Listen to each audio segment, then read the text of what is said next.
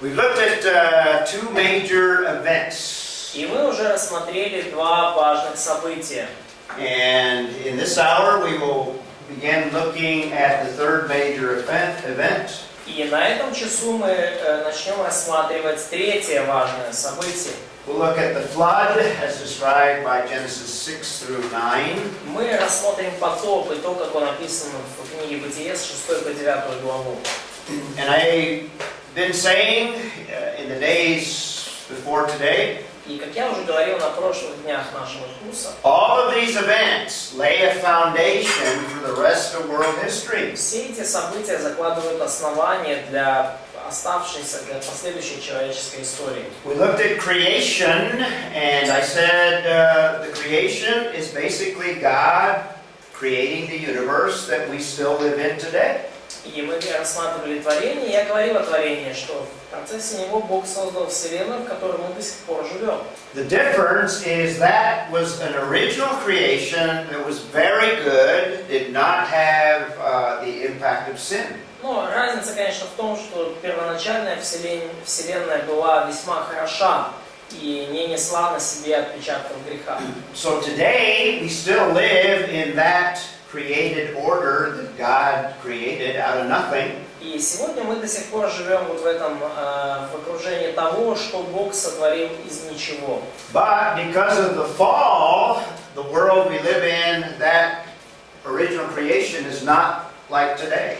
Но по причине грехопадения тот мир, в котором мы живем сейчас, он уже не такой, как был. The creation was radically affected by the sin of mankind, the fall of man. Все творение испытало на себе последствия греха людей, греха Адама и Ева. So the fall of mankind is a foundation for the rest of world history. И грехопадение человека – это основание для всей последующей человеческой истории. In fact, the story of world history is that God is going to deal with sin and reverse the effects of sin. И суть мировой истории в том, что Бог будет решать в течение нее проблему зла и устранять последствия зла и греха. In the last hour, we saw that God decrees that He will send a Messiah. И на прошлом часу мы увидели, что Бог постановил приход Мессии. So that predicts essentially all of the Old Testament history and part of the New Testament. И тем самым предсказывается большая часть истории Ветхого Завета и часть истории Нового Завета. We're going to look at the Genesis flood next, and we're going to see that the flood is foundational to everything that follows after the flood. И далее мы посмотрим историю потопа и увидим, что потоп является основанием для всей истории, которая происходила после него. I've been stressing that these are real events, they're historical, they actually happened. И я снова же делаю акцент на том, что все эти события исторические, они на самом деле произошли. In fact, all of the events of the Bible are more important than all of the events or any of the events of world history in a secular book. И все события, описанные в Библии, на самом деле куда важнее события, описанные в светских исторических книгах. After we look at the Genesis flood, we're going to see that there's another event that the Bible gives us. И после того, как мы рассмотрим потоп, то мы видим еще одно событие, о котором повествует Библия. We have the origin of the nations, where God scatters the people and nations are formed. И мы увидим происхождение наций, когда Бог рассеивает людей и появляются нации, народы. God accomplishes that by confusing the languages. И Бог достиг вот этого, смешав языки. And to this very day, we still have a problem with communication in languages. Otherwise, I wouldn't need a translator. И до наших дней есть у нас проблема с общением на разных языках. Если бы ее не было, то вот этот парень в углу комнаты был бы вам не нужен. We also have the beginning of what the Bible describes as a world system, or the world system. И также мы видим описание вот в этом повествовании системы мира, мира именно как вот этой противящейся Богу системы. God is going to reject the world system Бог отвергает мирскую, светскую систему. but He's going to select one individual from the nations, В целом, но Он избирает из народов одного человека. and He's going to make a covenant and promises to Abraham, that one man. И Он заключает завет с этим человеком и дает ему обетование.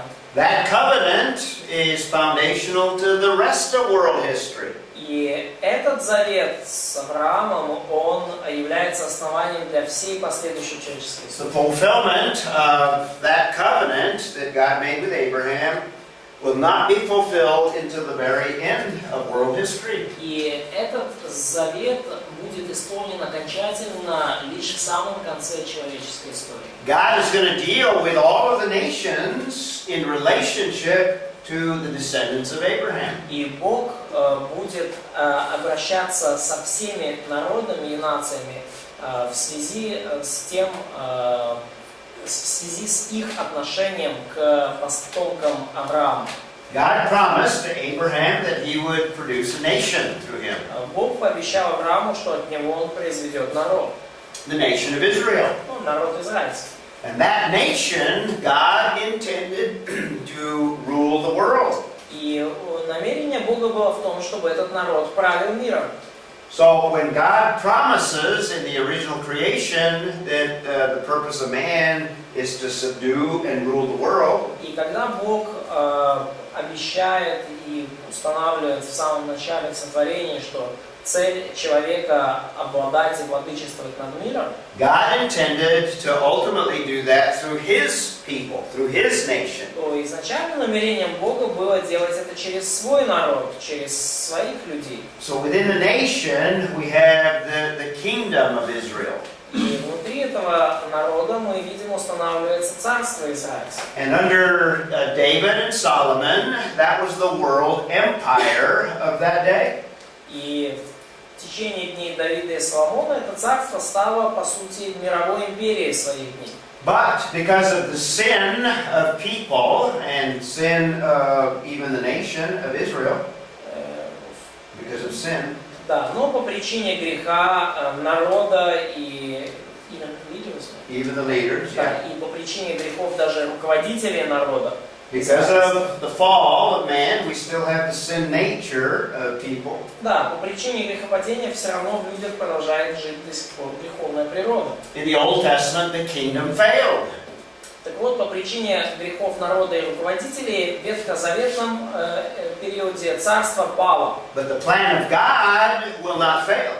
Но Божий план не может из-за этого нарушиться. When God promised the Messiah, even during the fall, Когда Бог пообещал Мессию даже во время вот уже грехопадения, we see also the prophets predict that Messiah will come. Бог пообещал Мессию еще при грехопадении, и также мы видим, что пророки эпохи царства предсказывали приход Мессии. So after the failure of the nation, God has the people return to the land. И после того, как нация пережила сокрушительное поражение, Бог вернул людей из изгнания в их землю In preparation for Israel's Messiah. и начал готовить их к приходу Мессии израильского. So this is the Old Testament, and then this begins the New Testament. Вот все, что до Мессии, это ветхозаветная история, начиная с Мессии, это Новый Завет. When Israel's Messiah came, Israel rejected their Messiah. И когда пришел Мессия в Израиле, Израиль своего Мессию отверг. He died on the cross. They crucified him. Мессия умер на кресте, они его распяли. That's exactly what Genesis 3:15 alludes to. И это именно на это событие указывает нам, намекает вот Бытие 3:15. But the Messiah promised two things: that he would establish a church, Но Мессия пообещал две вещи. Первое, что он установит церковь, and he would also return, и что он также вернется. and he would establish that kingdom that God intended all along. И что Он установит царство, которое Бог замыслил и вознамерился сделать с самого начала. So these are some of the major events of all of world history. That's world history. И вот это самые основные события мировой истории. Это, по сути, главная мировая история. So the biblical events are the most important events of all of world history. И библейские события являются наиболее важными во всей мировой истории. So in our look at the book of Genesis, we're still in Genesis, we're still looking at the first part of the book. И давайте посмотрим сейчас книгу «Бытие». Мы все еще в книге «Бытие», все еще даже в самой первой ее части. I call Genesis 1 through 11 primeval history. Я называю главы с 1 по 11 книги «Бытие» первобытной историей. We've seen the history of creation. И мы увидели уже историю сотворения. Where we just completed looking at the early history of mankind, and that included the fall. Мы только что закончили рассматривать раннюю историю человечества, которая включает в себя грехопадение. Now we're going to look from chapter 4 to chapter 9 in the outline, the early history of civilization. И далее в главах с 4 по 9 мы видим раннюю историю цивилизации. But we're going to concentrate on the Genesis flood. Но мы особое внимание уделим потопу.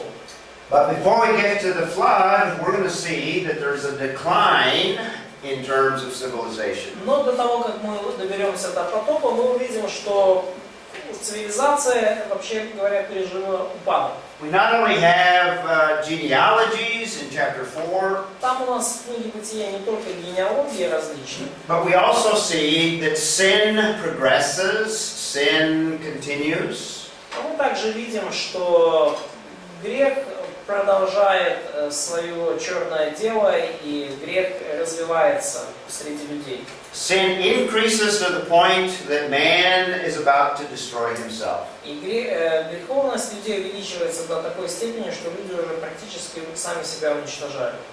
And that introduces us to the Genesis flood that God is going to deal in judgment. И это приводит нас напрямую к потопу, когда Бог приносит суд. So on our timeline, in other words, we have world history from eternity to eternity. И на нашей временной диаграмме мы видим мировую историю от вечности и до вечности. Вечного прошлого до вечного будущего. So we've looked at the creation, first major event. И вот мы взглянули уже на сотворение, первое важное событие. We completed the fall, Мы закончили изучение грехопадения. which was very shortly after the original creation of Adam Падение and Eve. случилось, скорее всего, очень быстро после сотворения. And we don't have a lot of detail, but we have some time before the Genesis flood. И у нас не так уж много деталей приведено, но у нас есть вот определенный временной промежуток между падением и потопом. The emphasis of the biblical text is a decline in mankind because of the increase of sin. И акцент у книги «Бытия» на том, что человечество переживает упадок из-за того, что развращается, из-за того, что грех увеличивает свое влияние. And just as I said that there is a perfection of God that underlies each of these events, И, как я уже говорил, есть за каждым из этих событий определенное совершенство Божье. we also have a perfection of God that would underlie the Genesis flood. И также есть совершенство Божие, которое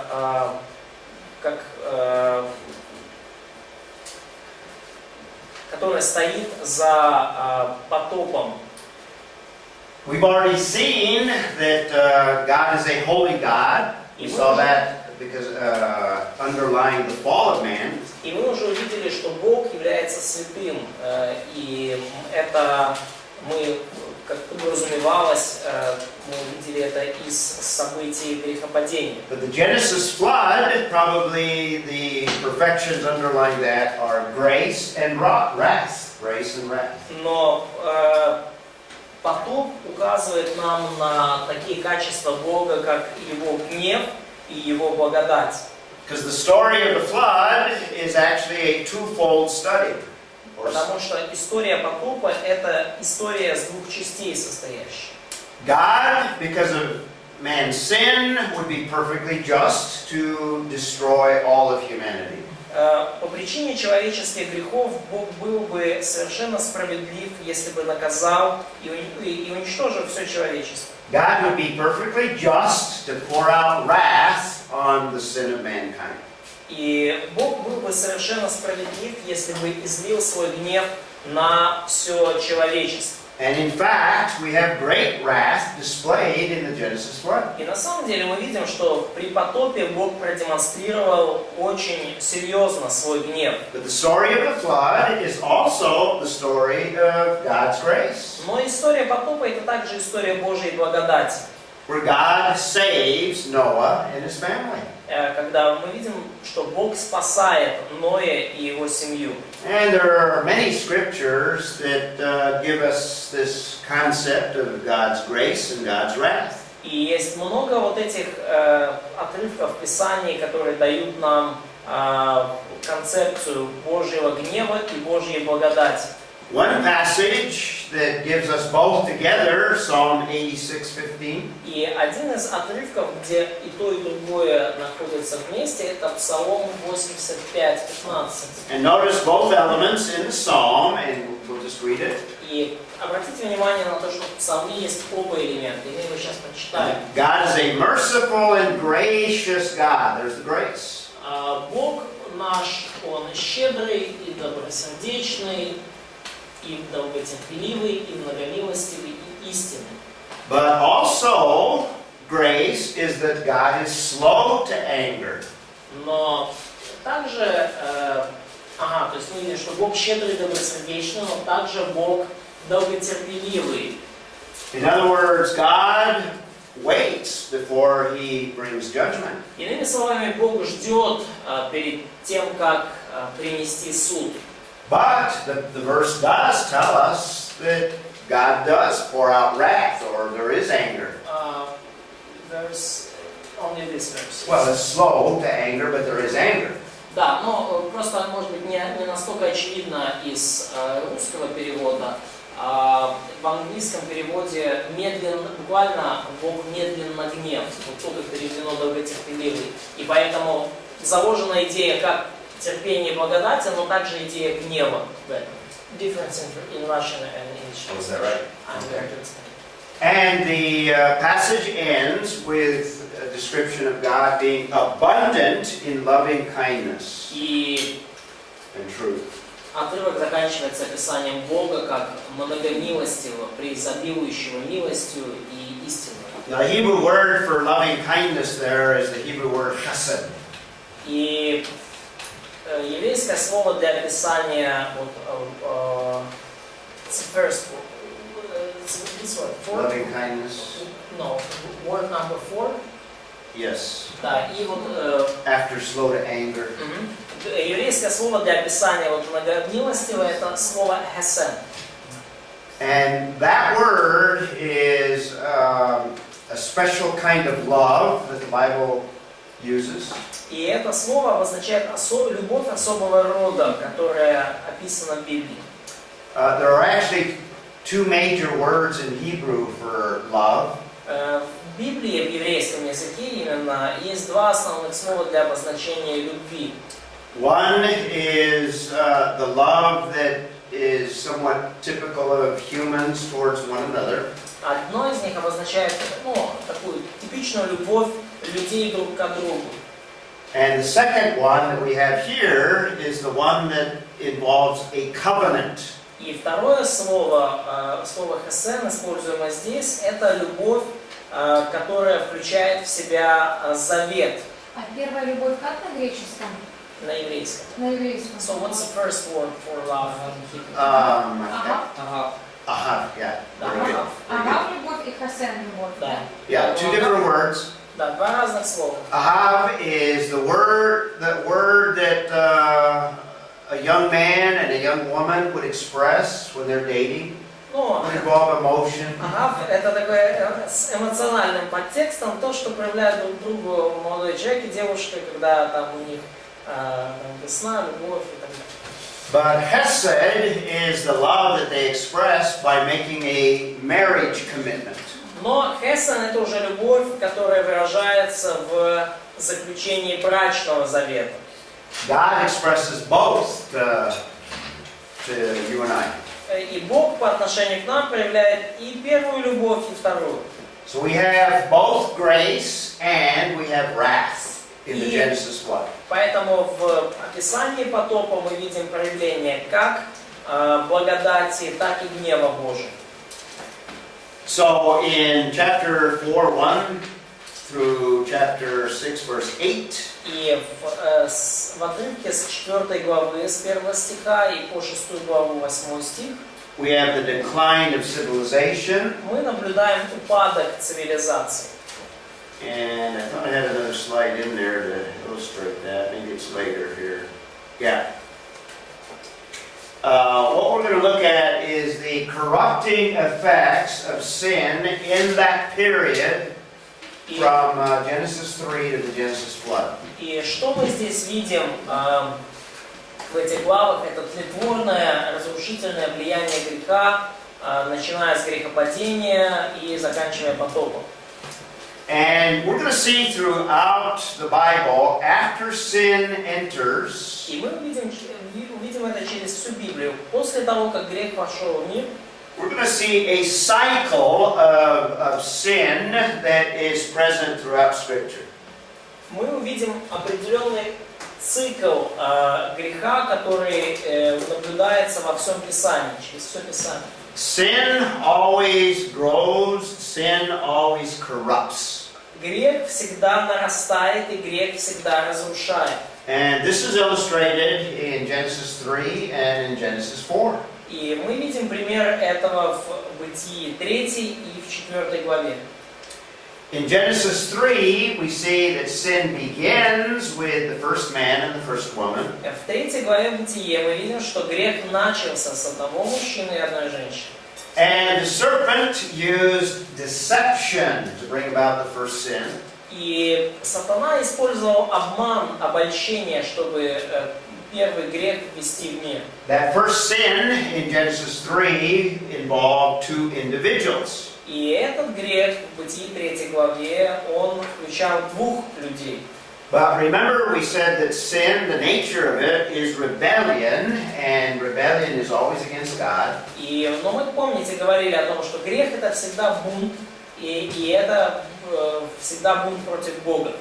And we also saw in Genesis 3 that God provided a means by which that sin could be covered. That was the skins. И мы также говорили о том, что Бог обеспечил после грехопадения способ, каким образом грех мог бы быть покрыт, и это вот кожа. So this is Genesis 3. Вот это Бытие 3 глава. Now notice how sin corrupts and sin advances in Genesis 4. И посмотрите, как грех разрушает все на своем пути, как он продвигается.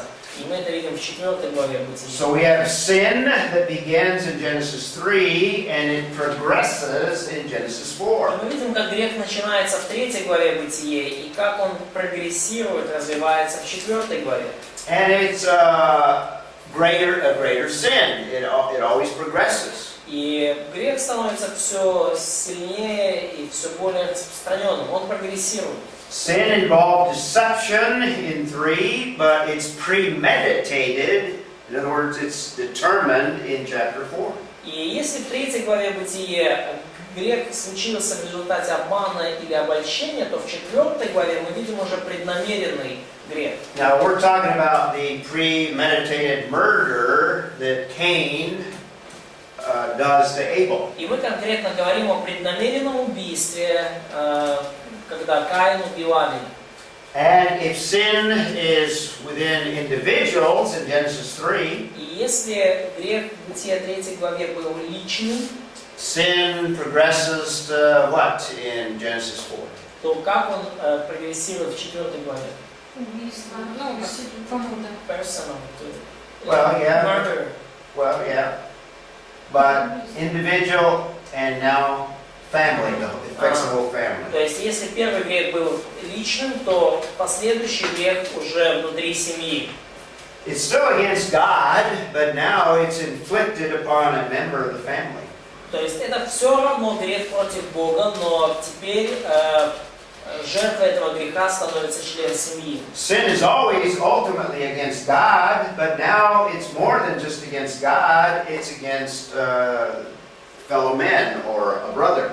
Любой грех, по сути, против Бога, но в данном случае грех уже происходит против ближнего, против брата.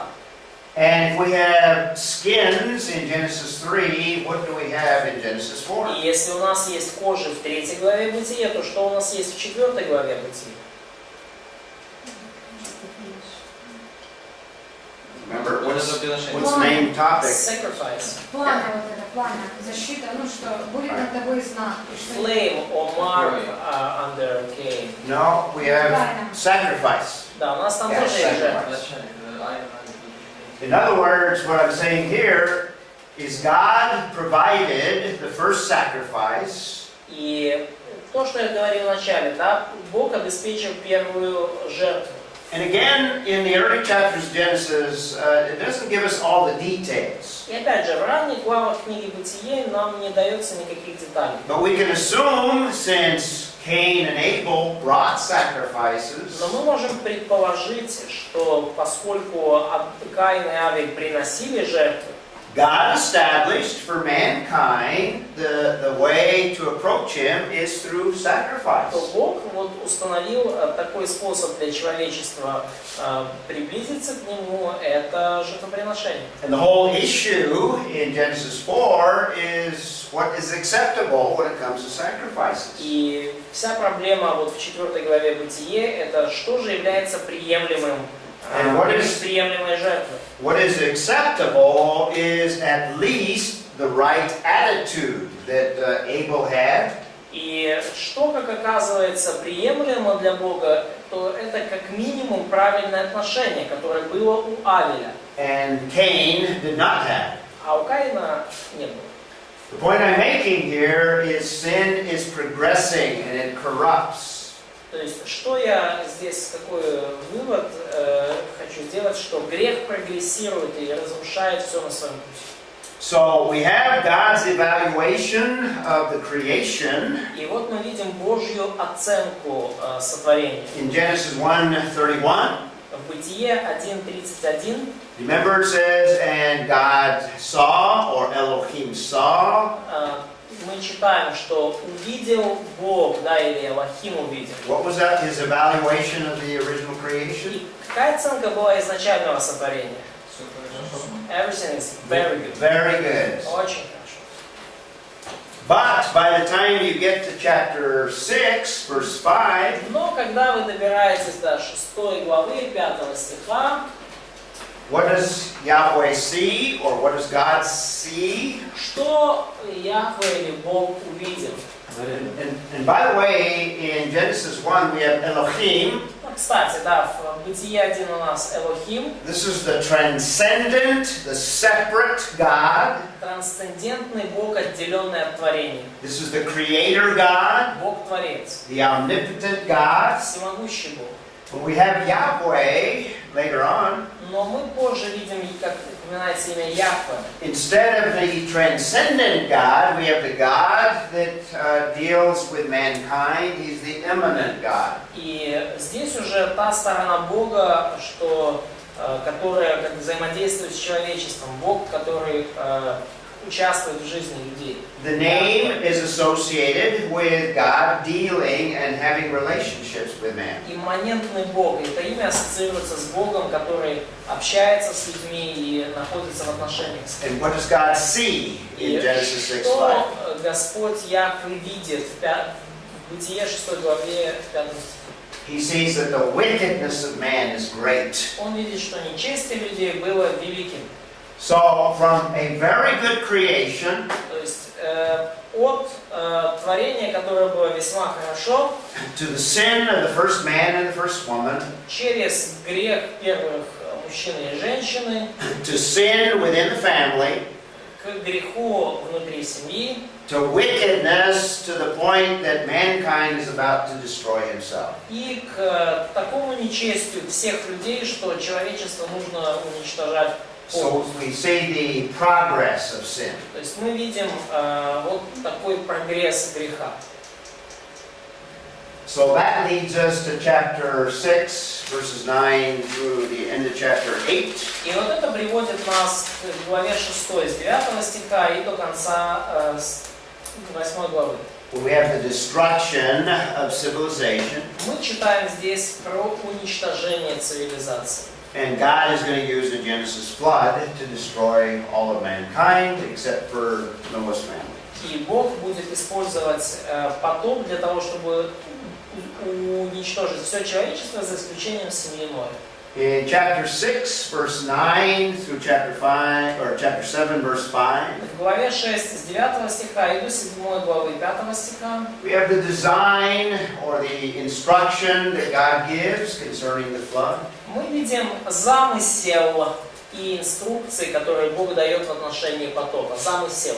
He gives the design to Noah Он передает свой замысел Ною, in order to prepare for the coming flood. чтобы Ной мог подготовиться к грядущему потопу. And then in chapter 7, 6 through the end of the chapter, we have the deluge of the flood. И в 7 главе с 6 стиха и до конца мы видим, собственно, как происходит потоп. Now, because we have so many verses in the passage relating to the flood, И поскольку в этом отрывке у нас столько стихов, связанных с потопом, we don't have time to go verse by verse, so I'm going to summarize the teaching of the passage. то нет у нас времени исследовать стих за стихом, и я для вас суммирую учение этого отрывка. And we'll look at only particular verses as they relate. И мы рассмотрим только отдельные конкретные стихи, которые относятся к теме. So we have the description of the flood, and then we have the decrease or the receding of the flood in chapter 8. И потом, то есть мы видим, как происходит потоп, и потом в 8 главе мы видим уже, как потоп идет на спад. So that gives you something of an outline of the passage that we're dealing with. То есть это пример дает вам такой план отрывка, с которым мы сейчас будем изучать. And I've got that outline on your outline sheet there. И также этот план есть в вашем раздаточном материале. And interspersed in the outline, we will look at implications of the Genesis flood. И также, вот как часть этого плана, мы рассмотрим выводы из потопа. So the outline is similar to the outlines that we had before. То есть план этот похож на тот план, который у нас был до того. Okay. So let me give you a summary of, let's say, the big picture of the Genesis flood. И давайте я вам просто дам итог, большая картина потопа книги Бытия. I've mentioned that the main aspect of the flood is it's a judgment. И я уже упоминал, что основной аспект потопа – это суд, осуждение. Because of the wickedness of man, God must bring judgment. По причине нечестия людей Бог должен совершить суд. And remember I said judgment is God separating out wickedness from that He loves. И помните, я уже говорил о том, что суд состоит в том, что Бог устраняет зло от тех, кого Он любит. If God does not intervene, mankind will destroy himself. И если бы Бог не вмешался, то человечество уничтожило бы само себя. Now, one of the main things that I'm going to stress is that this flood is universal. И одна из главных вещей, которые я хочу подчеркнуть, это то, что потоп был всемирным. And what I mean by universal is the flood that is described in Genesis encompasses the entire world. И что я подразумеваю под всемирным, это то, что потоп, как он описан в книге Бытие, он накрыл весь мир.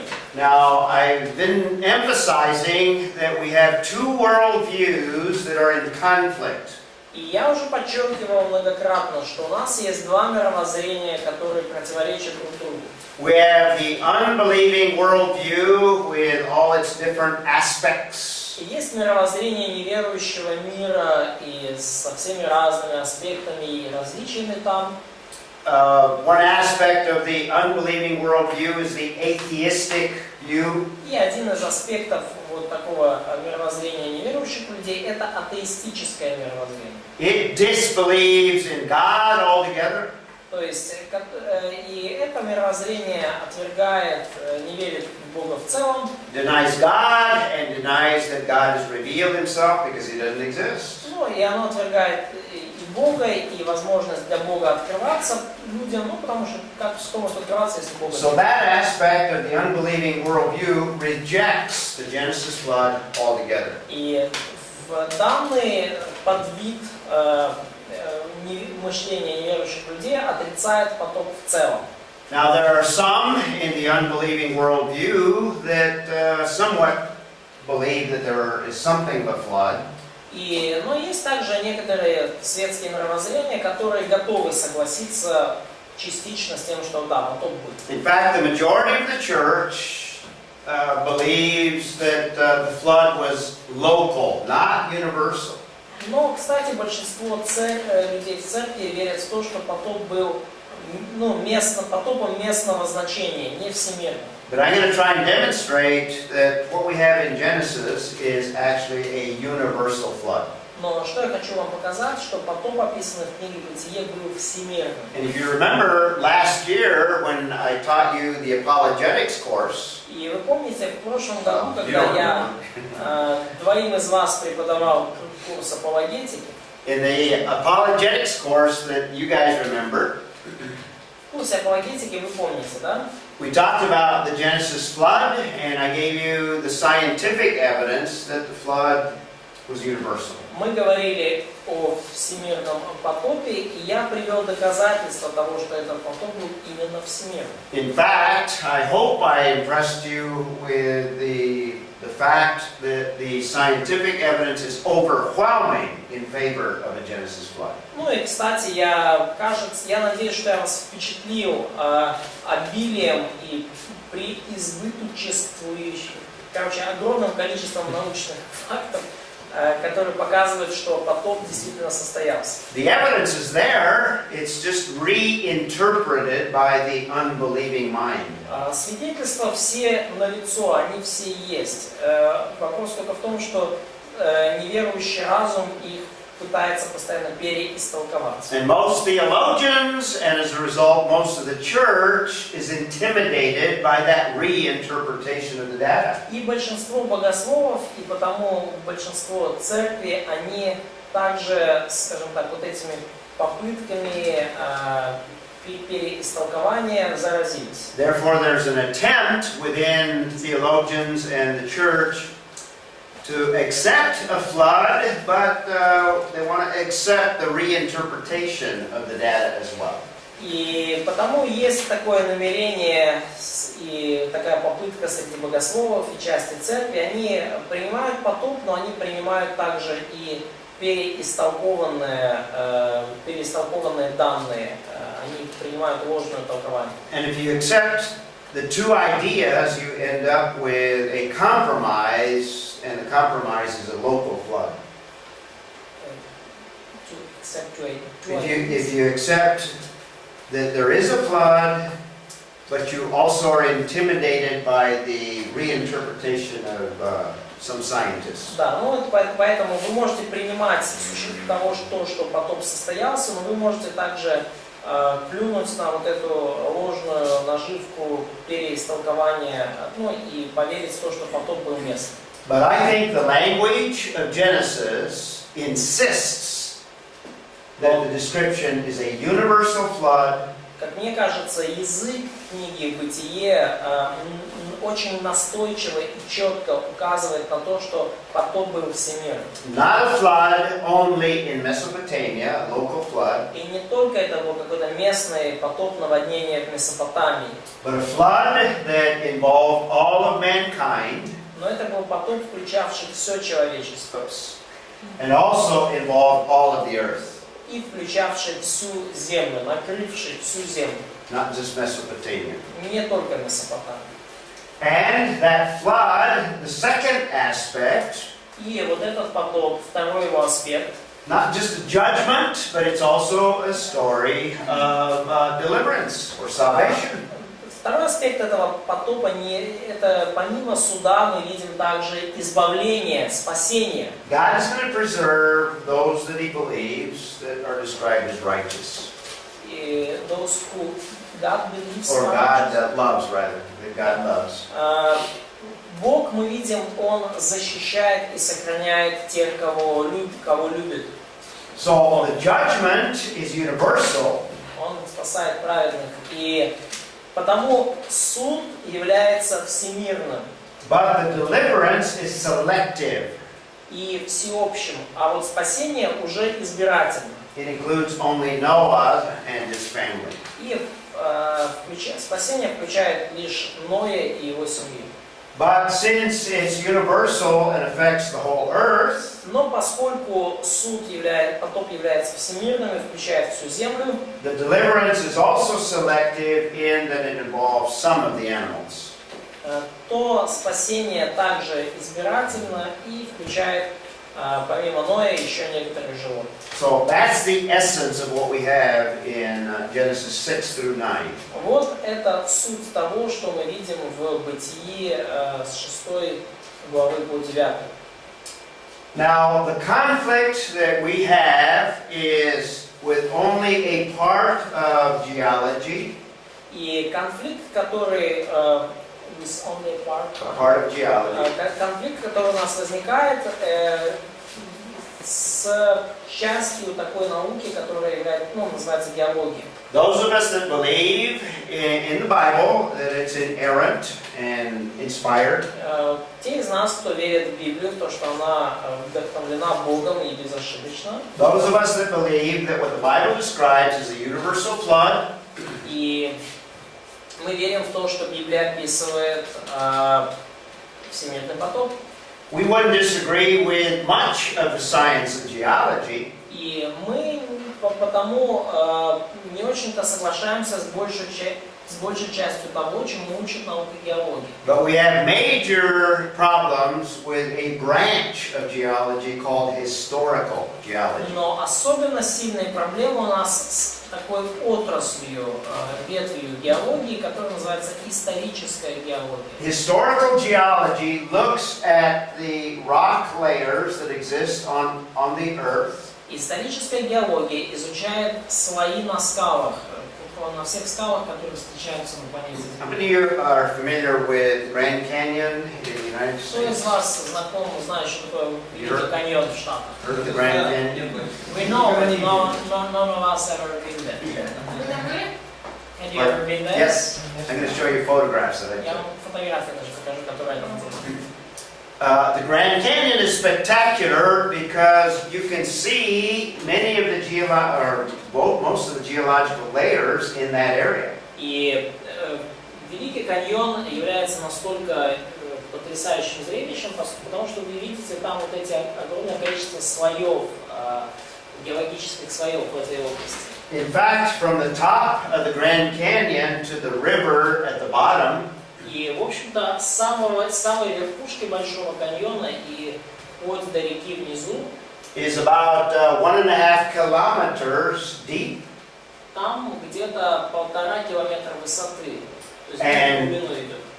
most of that, over a kilometer, are these layers of geological formations or geological И layers. большая часть вот этого промежутка, порядка километра, это вот такие слои, геологические наслоения. And you can see them because you can go down into the canyon. И вы можете их видеть, и вы можете вот спускаться вниз в каньон, наблюдая эти слои. Or you can even see them just by looking from the top down into the canyon. А вы даже можете их просто наблюдать сверху, глядя вниз в каньон. The problem, remember in our introduction, I mentioned that the problem with interpreting ancient events И проблема, как я уже говорил во введении, начинается тогда, когда мы начинаем толковать древние события. in fact, any historical event, remember you have what do you have to evaluate today? И вообще говоря, с любым древним событием возникает вопрос, что мы можем сейчас оценивать. Что мы Remember, you don't можем have a time machine where you can go back and observe the event. И помните, да, у нас нету машины времени, чтобы мы могли туда вернуться и наблюдать события своими глазами. You can't go back and observe any series of events. И вы не можете вернуться назад и наблюдать там определенную последовательность событий. All you have, what is the data that you have available? То есть все, что у вас есть, это какие-то данные, которые сохранились с того Remember what времени. we talked about Tuesday? Помните, мы говорили об этом во вторник? What did I call that? The data of history? Как я называл вот эти данные, которые остались от исторических событий? Фактические факты. Предыдущие истории,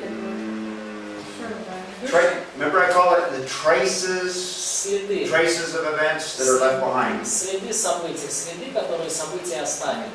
Okay. То есть это те данные, которые у нас есть вот от древних событий, недокументированных. These geological layers are an example of traces of what happened in the past. И вот эти геологические слои являются следами того, что случилось в прошлом. So you can observe the layers, that's the data. И вы можете наблюдать эти слои, они являются данными. But what's the problem with the difference between the way we view the data and the unbelieving views the data? Unbeliever views Но the data. проблема в том, что мы смотрим на эти данные не так, как на них смотрят неверующие люди. What else do you have? You have the traces of the event, and then what do you have that you do with the traces of the event? И что также помимо следов у вас есть? То есть у вас есть следы, и что вам дальше надо делать с этими This is следами? true of any historical event or series of events. Это касается любого No, not исторического события или серии событий. Not yet. Еще нет. You have the traces of the event. Есть следы событий и... Remember we used World War II as an example? Помните, мы использовали Вторую мировую войну как пример. Traces of the event, you have videos, you have books, or eyewitness accounts. То есть у вас следы событий какие? У вас есть книги, видео, есть свидетельства очевидцев. But what else do you have? Но что еще у вас есть? Those are the traces. Это все следы. Документы. А? Ну, что Documents. еще есть? Документы. Documents, also traces. Yeah. Тоже следы. But then what do you do? Но потом что вы You делаете? interpret. Вы толкуете. Interpretation. Вы You have толкуете. interpretation У of вас the есть traces. толкование следов. Remember that? Помните? That's on the test. Есть следы, есть толкование следов, и это будет в экзамене. These layers, that's the data. That's the traces of a series of long periods of time, maybe. Вот эти слои, это данные, это следы, которые, возможно, формировались на протяжении долгого времени. The problem that we have is the interpretation of historical geology. И проблема, с которой мы сталкиваемся, это толкование, которое дает этим следам историческая геология. Not with the data. Проблема не с данными. The historical geologist says that these layers were laid down over millions of years, each one of them 40 million, 50 million, etc. Историческая геология говорит, что эти слои образовались в течение миллионов лет, там, каждый 40-50 миллионов лет. That's the interpretation of how these layers were laid down by the historical И geologist. это толкование того, как эти слои появились, толкование со стороны исторических You have a геологов. question? Есть люди, которые толкуют Великий каньон следы как локальный поток? Do we have scientists who interpret this Grand Canyon traces as evidence of local flood?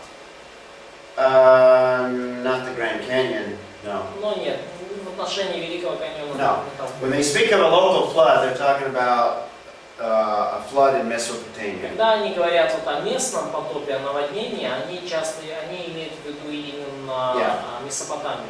То есть, если что ли, считать, что потоп действительно следы потопа, то это только всемирный потоп. So, if we interpret these layers as the traces of flood, so it should be universal flood. Absolutely. Точно.